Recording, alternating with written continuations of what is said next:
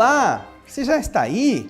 Eu estava aqui entretido no meu livro, nos domínios da mediunidade. Cada capítulo é uma lição nova, não é mesmo?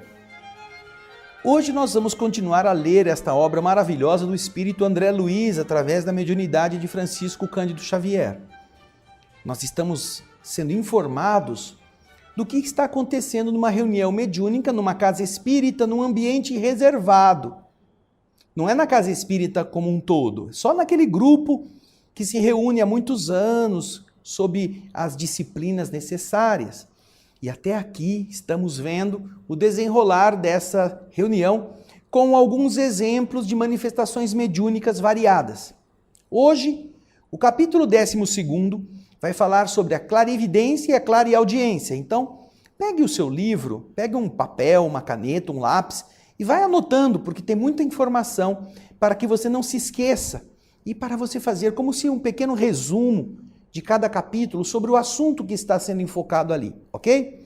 Então, agora vamos dar a voz ao André Luiz para darmos início ao capítulo 12, clarividência e clareaudiência. Vamos lá. Notei que a reunião, diz André, atingia a fase final.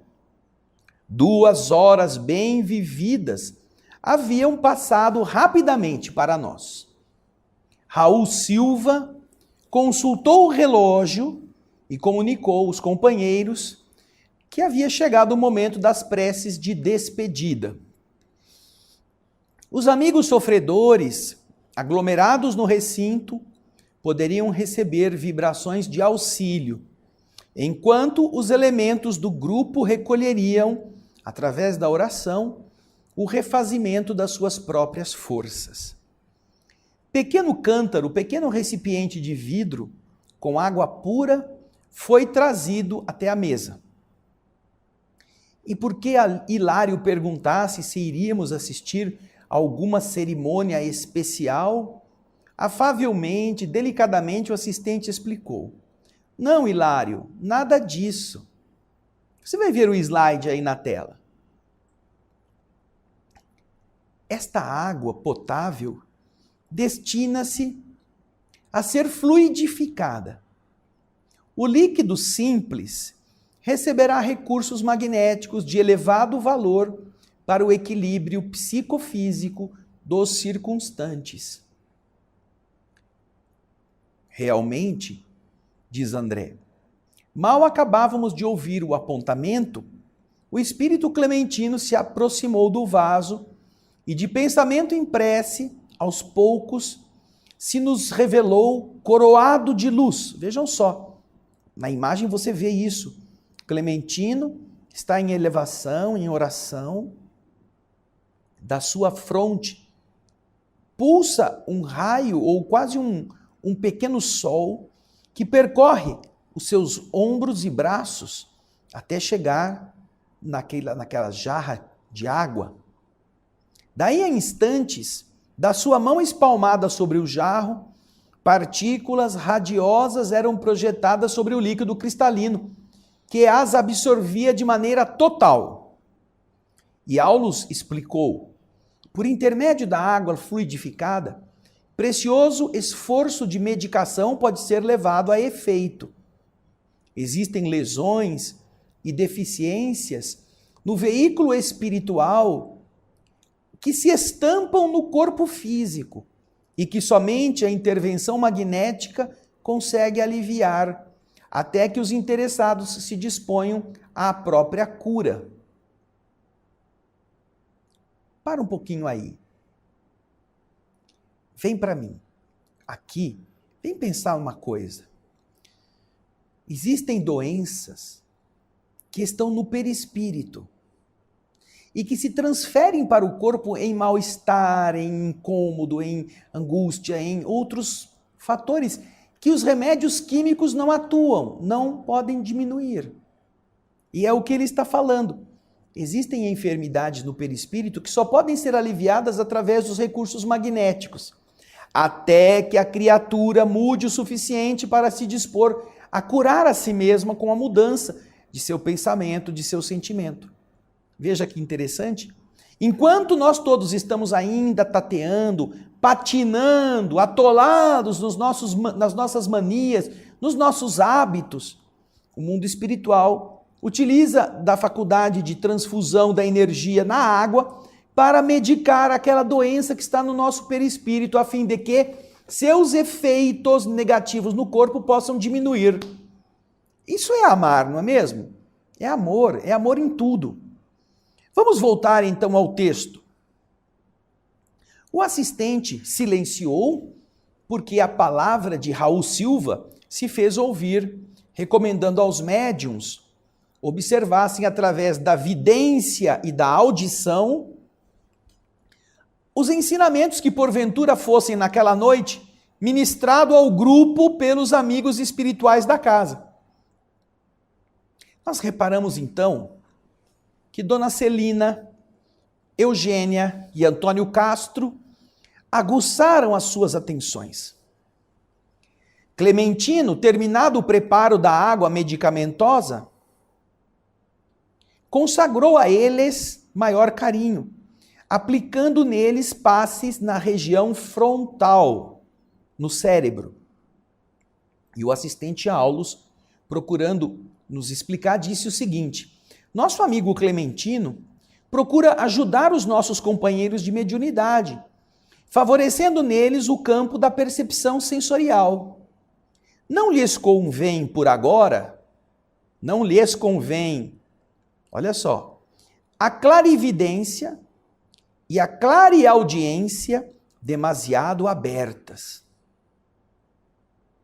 Na esfera dos espíritos reencarnados, é preciso dosar observações para que não venhamos a ferir os impositivos da ordem. Cada qual de nós deve estar em sua faixa de serviço, fazendo o melhor ao seu alcance. Vamos imaginar um aparelho radiofônico, um rádio terrestre, coletando todas as espécies de onda em movimento de captação simultânea. Aquele monte de estação de rádio sendo ouvido ao mesmo tempo. O proveito e a harmonia da transmissão seriam realmente impraticáveis e não haveria propósito construtivo na mensagem.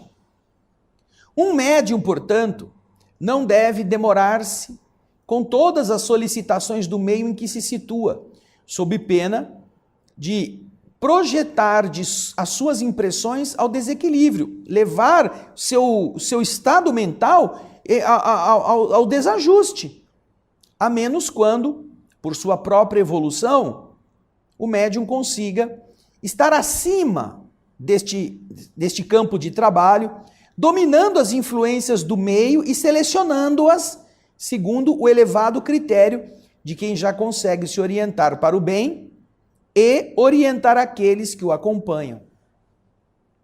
Hilário então refletiu um momento e perguntou: os trabalhos mediúnicos são rigorosamente iguais nestes 3 médiuns que estão sob nosso exame? E o instrutor responde que não. O círculo de percepção varia em cada um de nós. Há diferentes gêneros de mediunidade, diz Aulus.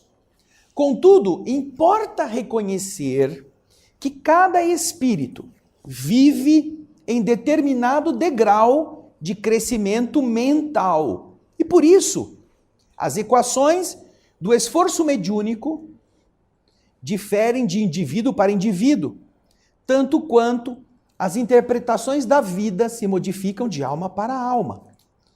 As faculdades mediúnicas ou medianímicas, como está no texto, podem ser idênticas em pessoas diferentes. Entretanto, cada pessoa tem a sua maneira particular de empregá-las.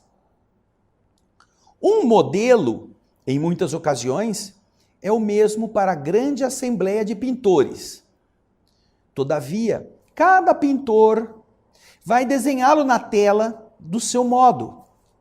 Uma lâmpada exibirá claridade pura, lirial, em um jato contínuo.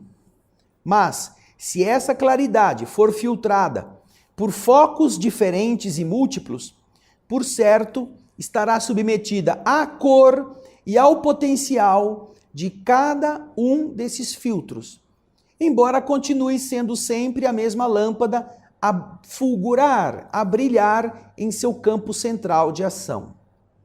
Mediunidade é sintonia e filtragem.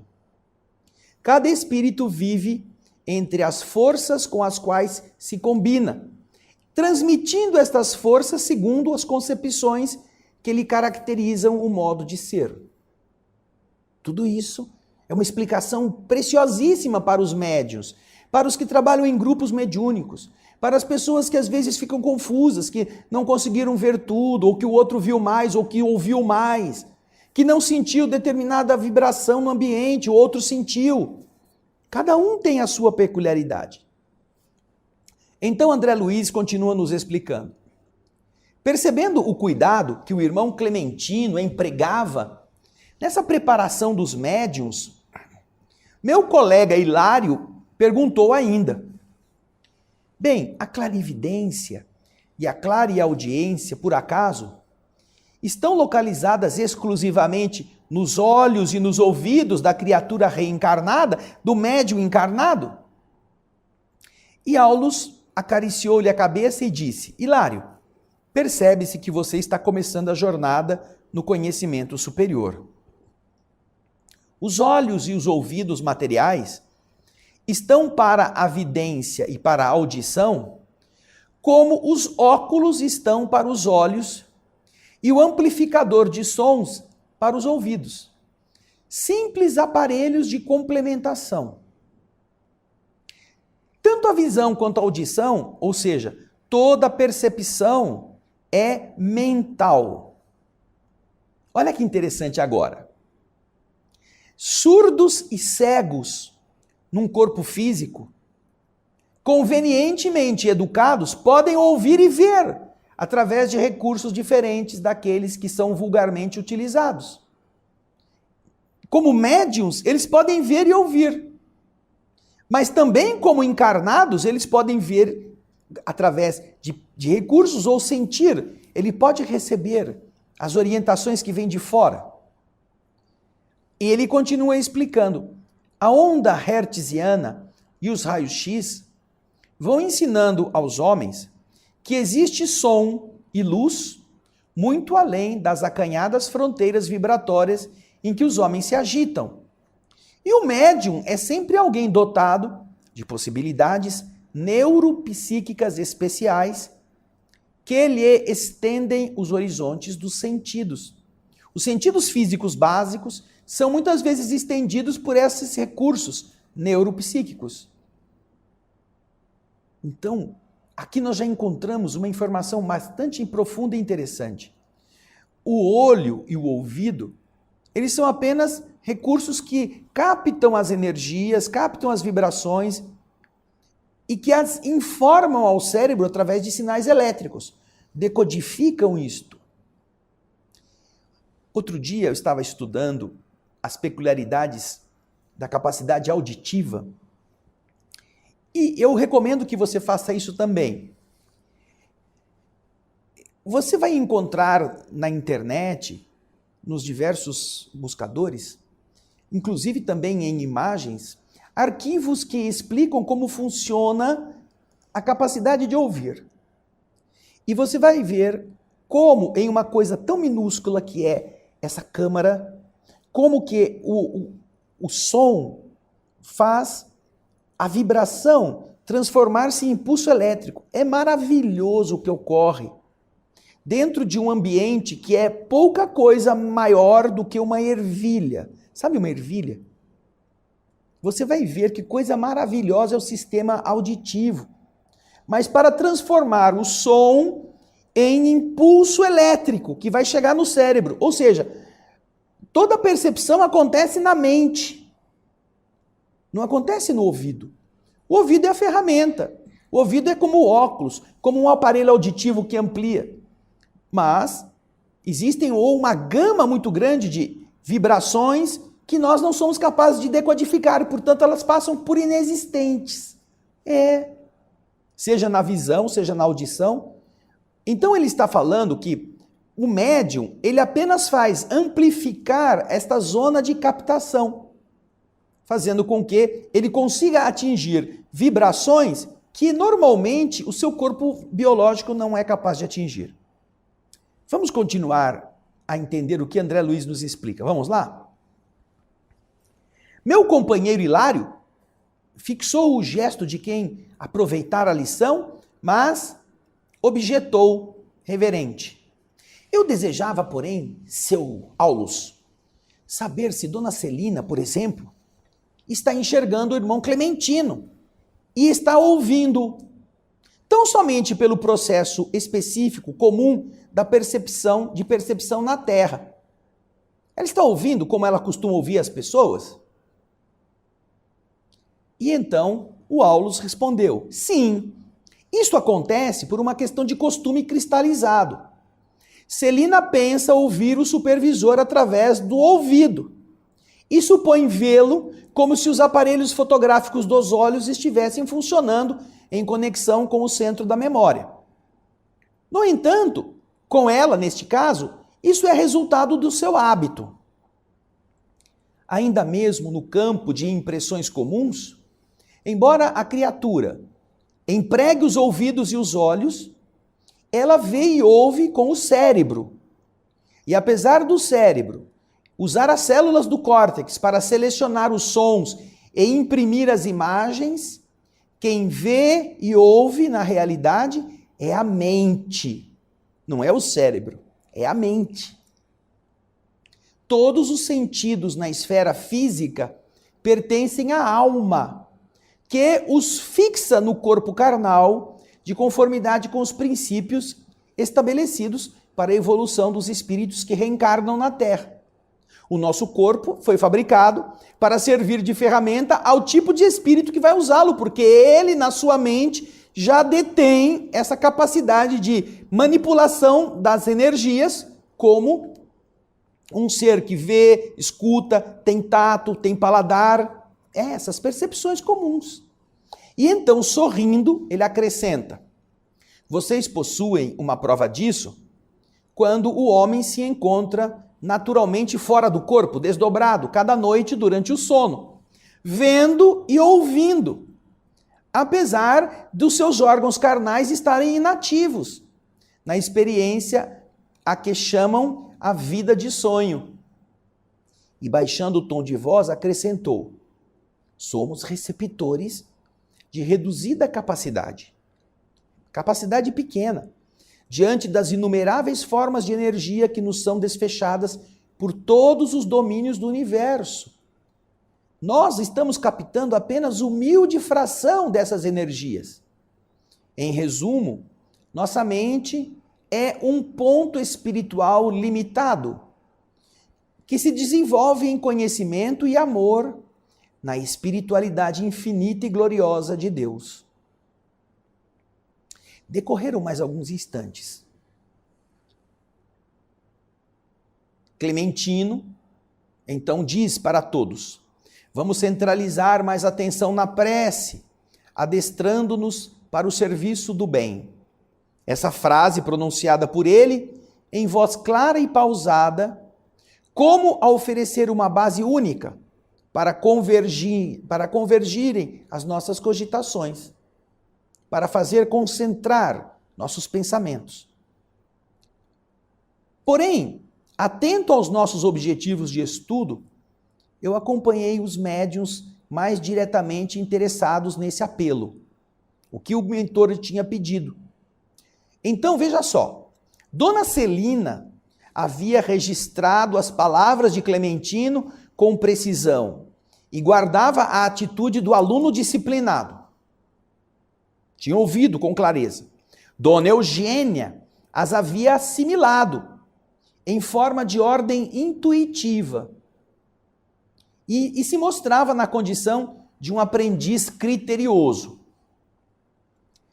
O outro médium, Antônio Castro, contudo, não havia percebido essas palavras nem de leve.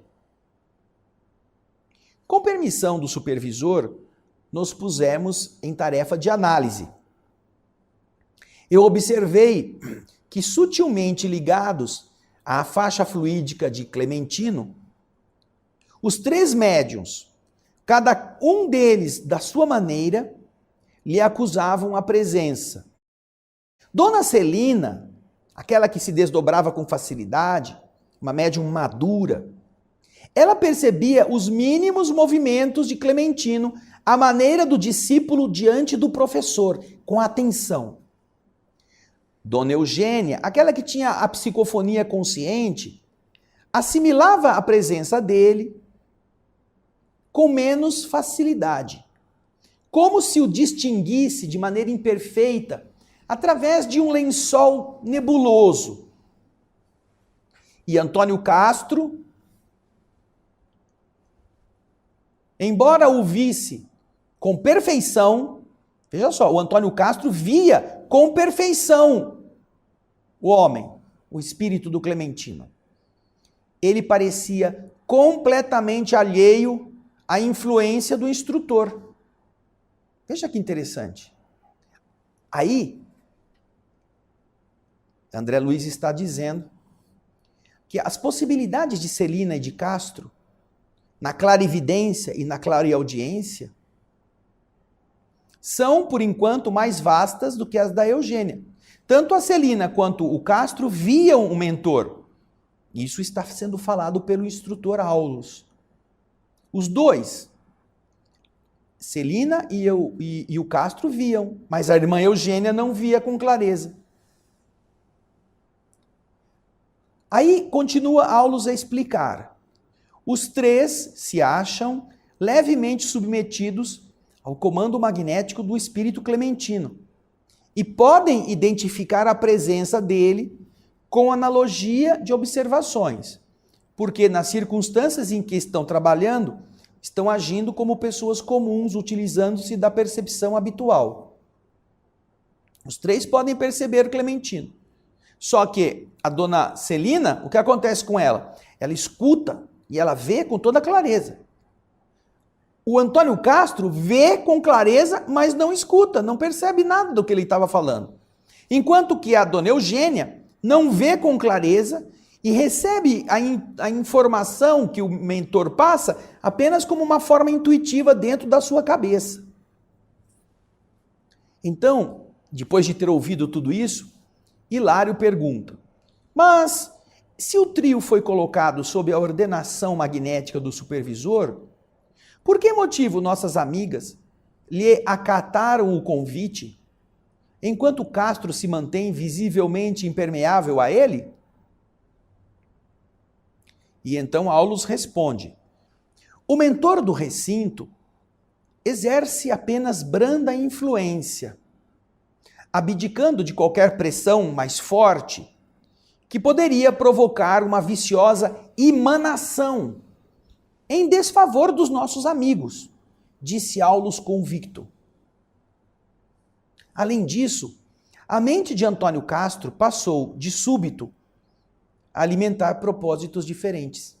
A mente dele, no trabalho, incapaz de concentrar a atenção de modo irrepreensível na região superior do trabalho que nos compete realizar, de momento, não mais se revela interessado em satisfazer ao programa de Clementino, mas sim em provocar um reencontro com a sua mãezinha desencarnada.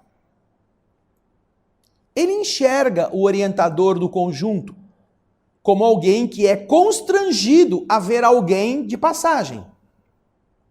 Todavia, sem qualquer preocupação de escutá-lo ou servi-lo, uma vez que ele está confinado às emoções do jardim doméstico. Ele quer ver a mãezinha que morreu, ele está pouco se lixando para o mentor, que está pedindo para todo mundo ficar consciente, ficar lúcido. E, como Aulus continua dizendo, é suficiente a indiferença mental para que nada ouça do que mais interessa agora ao esforço coletivo da reunião. Ele não está mais ouvindo. Apesar de ele estar vendo o mentor, ele não está escutando o que ele está falando.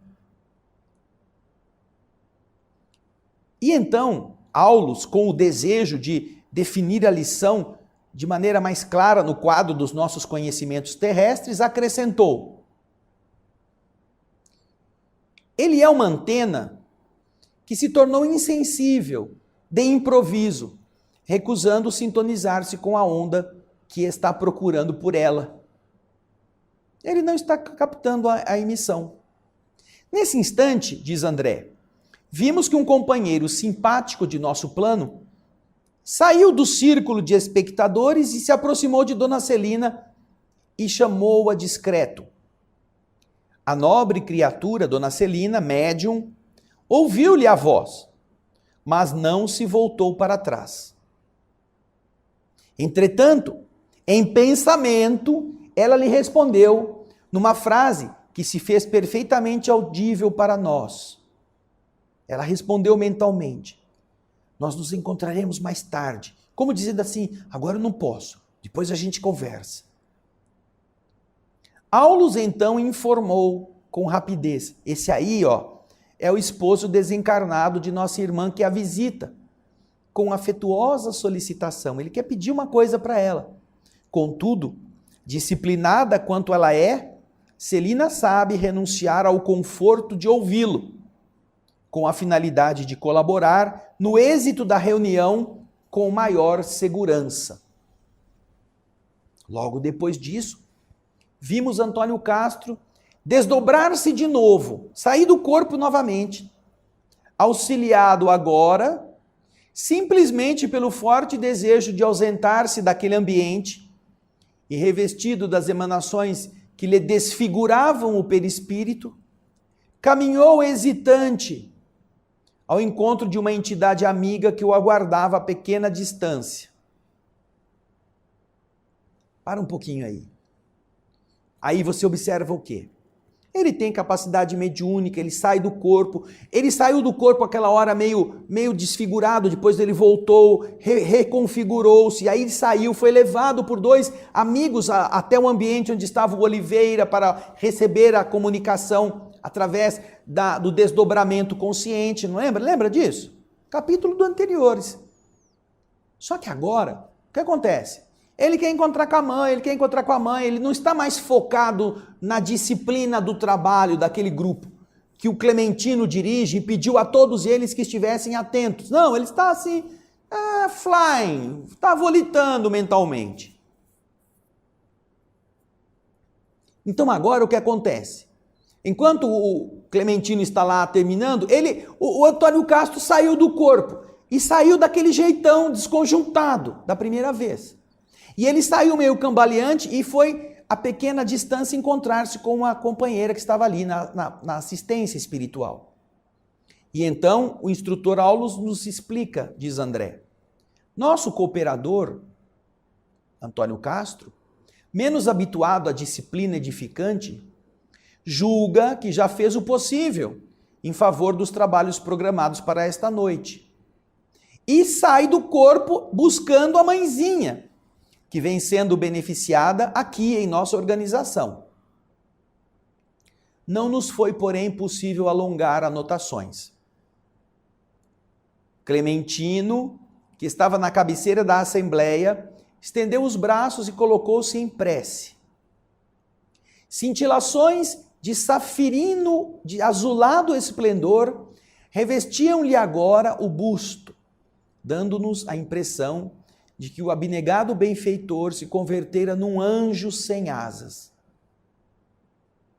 Em rápidos momentos, verdadeiro jorro solar desceu do alto, coroando-lhe a fronte, e de suas mãos passou a irradiar-se prodigiosa fonte de luz que nos alcançava a todos, encarnados e desencarnados,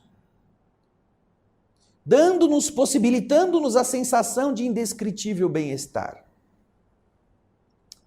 Nada consegui dizer, não obstante as perguntas que me esfuziavam, que me agitavam o pensamento. O êxtase do mentor nos impelia a respeitosa mudez. Aqueles minutos de vibração, sem palavras, representavam um precioso depósito represa, manancial de energias restauradoras para tantos quantos lhe abrissem as portas do Espírito. É o que eu conseguia compreender ou deduzir pelo revigoramento das minhas próprias forças. Bem, terminada que foi a operação inesquecível, Raul Silva solicitou ainda alguns instantes de tranquilidade e de espera. Competia ao grupo aguardar a manifestação de algum dos orientadores da casa, a maneira de instrução geral no encerramento. Então, Dona Celina pediu licença para notificar que ela vira surgir no recinto um riacho cristalino, em cuja corrente muitos enfermos se banhavam. E Dona Eugênia seguiu-a explicando que havia chegado a contemplar um edifício repleto de crianças que cantavam hinos de louvor a Deus. André Luiz está dizendo agora: nós olhamos, ouvimos semelhantes comunicados com surpresa. Nós, espíritos, não víamos nada disso ali, nada que pudesse recordar, sequer de longe, um córrego de águas curativas ou algum pavilhão de serviço à infância. E aí na imagem do Projeto Imagem vocês veem esta cena.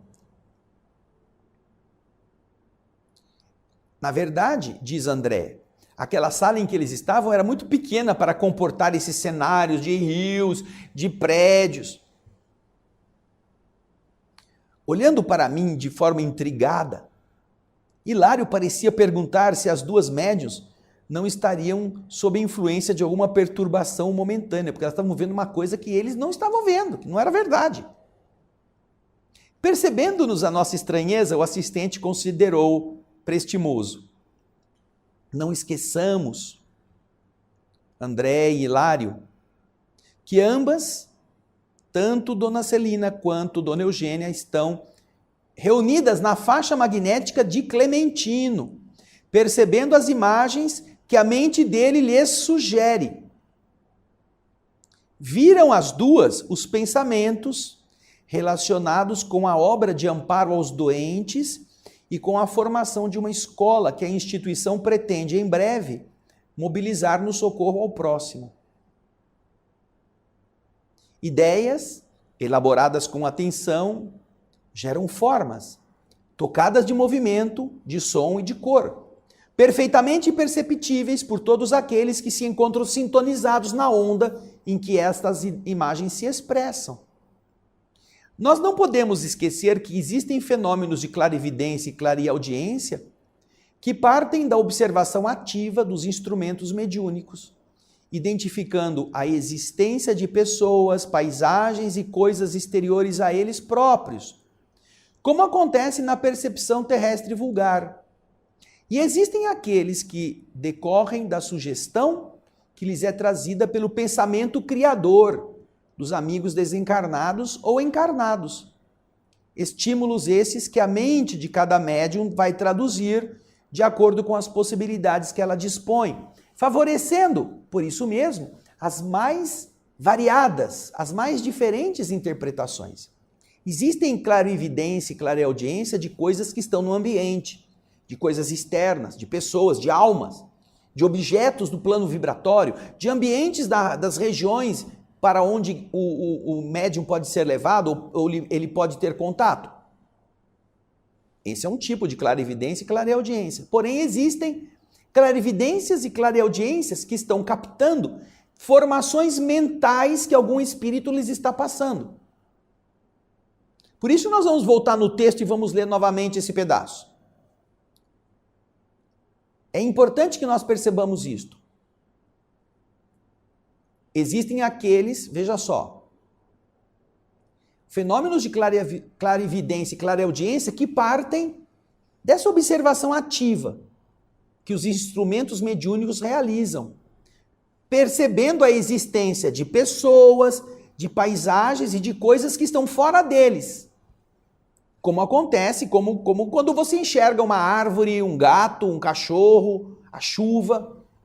Agora, existem percepções de clarividência e clareaudiência que decorrem da sugestão que lhes é trazida pelo pensamento criador dos amigos desencarnados, ou até mesmo de amigos encarnados. Estímulos esses que a mente de cada médium interpreta, capta e traduz segundo as possibilidades que ela dispõe.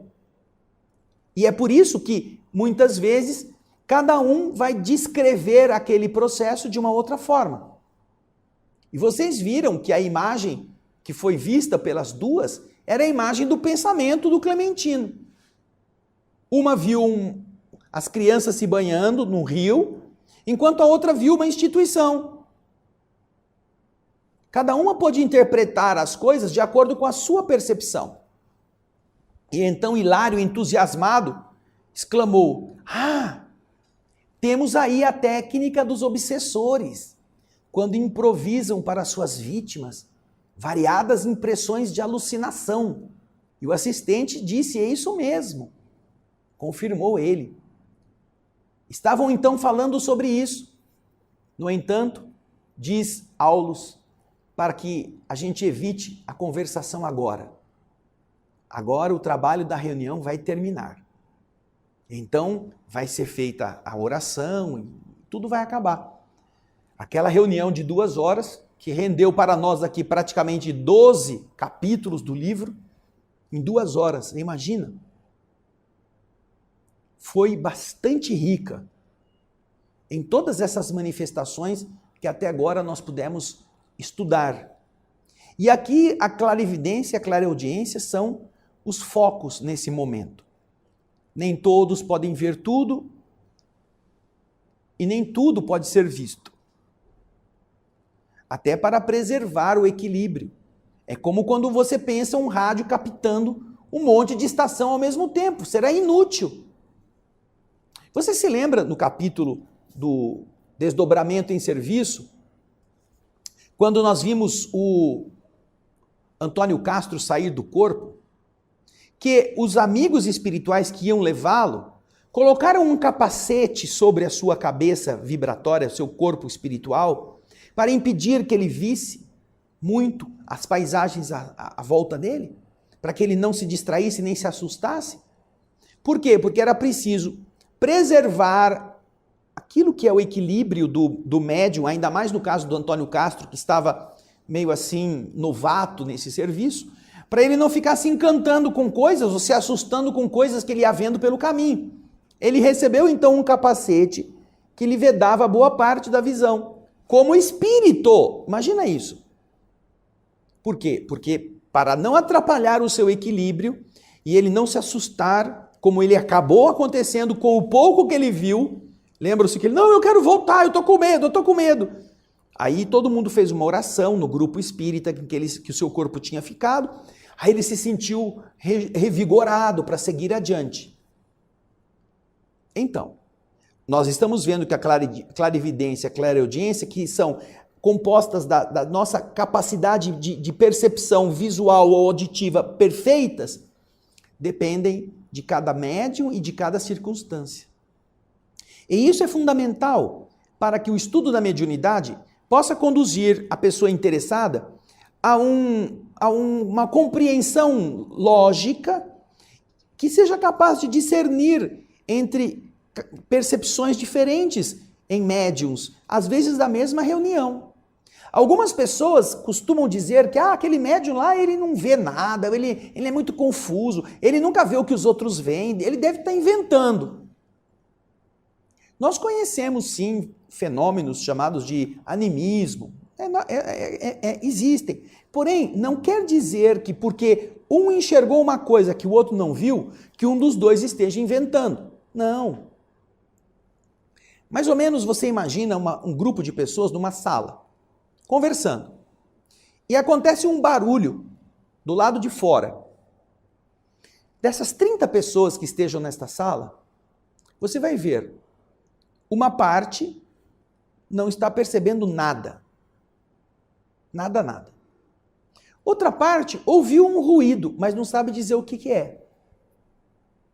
Uma parte bem menor escutou discerniu que se tratava ou de uma buzina, ou de um cachorro, ou de um grito, mas não sabe dizer de onde veio. E um grupo muito pequenininho vai dizer, olha, veio aqui do lateral da vizinha, é um cachorro, parece que alguém pisou no rabo dele e saiu ganindo. Então você vê, daquele grupo de 30, 27, 26 não ouviram nem o latido, não perceberam. O ouvido foi capaz de receber o som, mas a mente não estava conectada com a percepção daquele ruído. Porque estava atenta numa outra coisa. Agora, havia aqueles que puderam perceber o ruído e disseram, teve um barulhinho aí, mas não sabe dizer o que for. O que causou aquilo? Um outro grupo vai dizer, não, olha, eu vi, parece que foi um apito, um grito, não sei se um latido. Ou seja, ele já identificou qual é a natureza, mas não sabe dizer de onde veio, nem por que pode ter acontecido aquilo. Agora, um número bem pequenininho de gente que é capaz de ouvir com bastante atenção, percebeu. Há um exercício para quem gosta de música, quem gosta de tocar algum instrumento, que é muito rico, que é o de você ouvir o silêncio. Você pode fazer isso. Você em casa, pare um momento do seu dia a dia, aonde você estiver, na cozinha, na sala, faça silêncio. Desligue os aparelhos mais barulhentos e concentre-se em ouvir o que está acontecendo. O ruído é o silêncio. Então você começa a perceber, a princípio, só o que está perto de você. Depois o que está na região da sua casa. Depois você começa a ouvir coisas mais distantes, no quarteirão, dependendo do barulho. E aí você vai perceber que depois que você aguça a capacidade de percepção, de notar, o ouvido está recolhendo todas essas informações, mas você não dava valor a elas. Você vai conseguir ouvir o sino da igreja a 3 quilômetros, o apito da fábrica dizendo que acabou o horário de trabalho. Você vai ouvir a vibração, o barulho do trem passando lá longe. Por quê? Porque tudo está em camadas, em distâncias diferentes. Só que o seu ouvido apenas priorizava o barulho da televisão, o barulho da panela, o barulho do seu celular e não prestava atenção no resto. Mas quando você amplifica a sua capacidade de perceber, você vê quanto barulho, quanto ruído está acontecendo. E isso é fundamental para que nós aprendamos a ter esta melhoria da nossa capacidade física de escutar. Esse é um exercício que eu recomendaria que você pudesse fazer. Fazer com seus filhos, fazer com as pessoas que você ama. E isso melhorará muito a percepção de tudo. É assim que a gente vai tornando-se audiente ou vidente dos nossos momentos da vida física um pouco melhores, para que depois a gente também possa ser usado, se assim for da vontade divina, como médiums. Não é? Passou um indivíduo necessitado e você não viu. Alguém chorou perto de você e você não escutou. Tinha alguém morrendo de angústia ou de dor e você nem notou. Então, o tom de voz mudou, por que você não foi capaz de detectar isto? Talvez uma palavra pudesse salvar uma vida. Por isso que é importante a gente estudar. Muito obrigado pela sua audiência, obrigado pelo seu carinho. Nós vamos para o próximo programa falar do pensamento e da mediunidade, é o capítulo 13. Já vai lendo, já vai procurando se informar. Eu espero você no nosso próximo Espírito da Letra. Muito obrigado, até lá e muita paz.